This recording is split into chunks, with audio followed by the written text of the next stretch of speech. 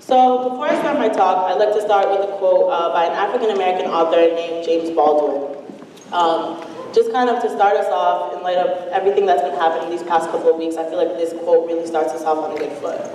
So for a while, the tale of how we suffer and how we are delighted and how we make triumph is never new, it always must be heard.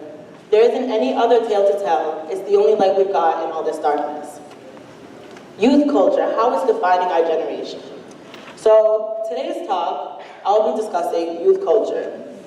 So youth culture is probably a term a lot of you guys have heard of, but may not necessarily know the definition of it. So youth culture is defined as the lives, practices, and ideals that young people share. So I believe that transnationally, young people, we all share similar beliefs and ideals, but societal norms from place to place differentiate us from one another. Though we have differences from place to place, I do believe that to some extent, being young is a universal code. Youth culture is central to us, and to some extent, it actually saving our lives. So, I didn't really become obsessed with this idea of youth culture until a little while ago, but when people ask me, Liana, what do you believe in? First I say I believe in Kanye, and then I say I believe in good Wi-Fi, and I believe in Tumblr. But aside from all that stuff, I believe in the youth. Youth culture is my religion. I believe in our thoughts, I believe in our practices, I believe in our ideals, I believe in our mannerisms, our styles, our taste in music. I believe that everything we do becomes a microcosm to the greater society, and I also believe in our ability to change the world. And though we have the ability to change the world, I'm aware, like many of you guys are aware, that the world that we were born into was not made for us or by us, but it was made for and by older generations. And these older generations oftentimes stifle us, and the thing that we made for us and by us are subcultures. So subcultures that exist within youth culture. So what's a subculture? So a subculture is defined as a smaller cultural group that exists within a larger cultural group. And they have thoughts and ideas completely different to that of the larger group. So when thinking about youth culture, it's obvious that sometimes like our parents and older generations have thoughts different than ours, therefore we're considered a subculture. But within our subculture of youth culture, we have different subcultures such as hip hop, rap, and dance. You have voguing, you have skateboarding, you have BMX riding. You have all these other subcultures, and they become essential to our existence because within them, we're able to kind of get a form of release from societal oppressions. And because of that, we're able to exist in a utopian-like space. So I didn't really become obsessed, like I said, about towards youth culture until last year when I studied abroad in Korea. And when I was in Korea, I started really heavily engaging with subcultures. I started DJing, I joined a hip-hop rap group, I can't rap though. I started voguing, I started turning up every day, not going to class, but aside from all this, I started to engage and link up with people, right? And we started rebelling against society and societal norms. And while I was in Korea, it was really hard for me to communicate with people at first because obviously at first I didn't know the language. But after a while I was able to communicate with people and meet people from different backgrounds and different socially constructed identities, right? So it wasn't until I was at the club one day that I had this crazy revelation, right?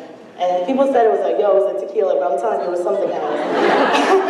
So basically what happened was I was dancing and I was, getting into it, and I looked up at the strobe light, and I was just like, yo, bruh, right now, this is the happiest moment of my life. And maybe it wasn't the happiest moment of my life, but at that moment, I was with people and we were present, and my problems didn't matter, their problems didn't matter, societal problems didn't matter at that moment. Because at that moment, we were existing in a utopian-like space where although we acknowledged the fact that these problems were present, it didn't really matter to us at that moment because we acknowledged that there was something bigger than our own existence. So, and that's super important to us because we were able to live, breathe, dance, vibe out together, do everything together. So, oftentimes I notice that we have older generations and sometimes our very own millennials, and we try to combat these subcultures. We police each other we say that we're hopeless, and we say that we're lazy, and then we say that we have nothing to contribute to society.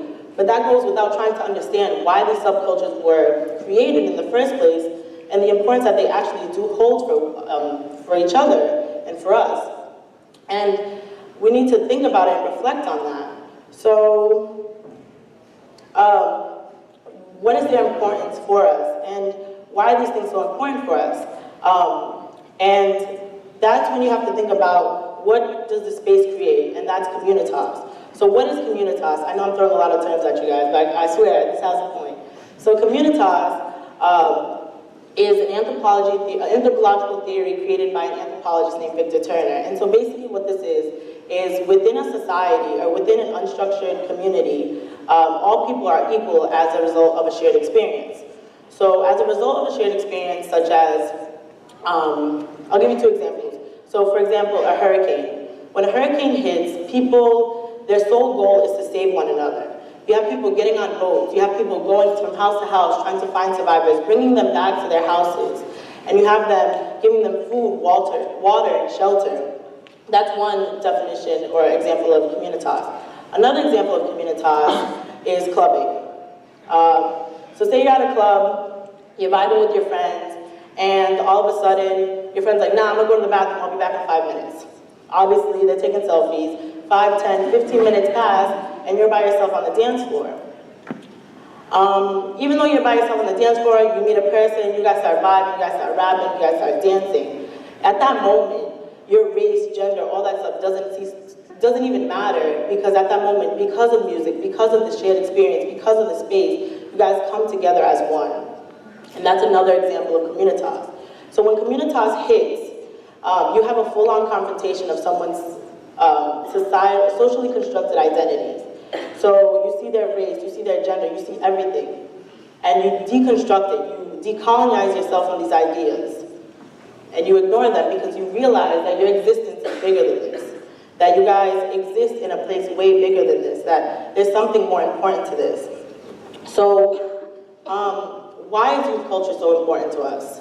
Why is turning up, why is engaging with all these subcultures so important to the youth and so important to our generation? And that's because of the importance and because of the opportunity that they hold for us. So it's obvious that we live in a generation of technology and means to connect and engage with one another through the internet. And I know that some people think that we should be in the age of coexistence where we stand side by side, but in my opinion, we should be in the age of emergence and understanding. So we should be able to decolonize ourselves from these ideas that society has fed us to believe about one another and construct our own ideas about people. And I know that it might sound like I'm trying to say that turning up and skateboarding and engaging in all these subcultures is kind of going to save the world directly. And it doesn't, but what it does is it makes us more open and understanding people. We understand each other, we see each other for who we really are, rather than who society has taught us to think that we are.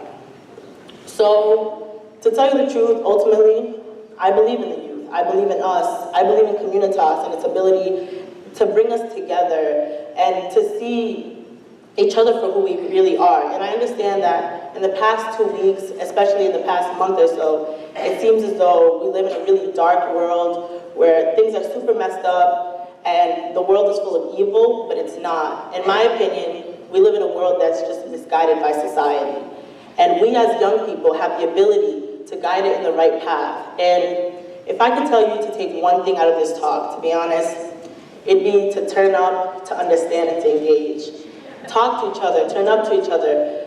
Go within these subcultures and come together as one. Use communitas as a way to come together, and don't just let like the communitas stay in the skate park, on the dance floor, in these concert halls, but bring communitas out to bigger spaces. Talk to each other outside of these bigger spaces. Go up, engage with people who are differently socially constructed than you.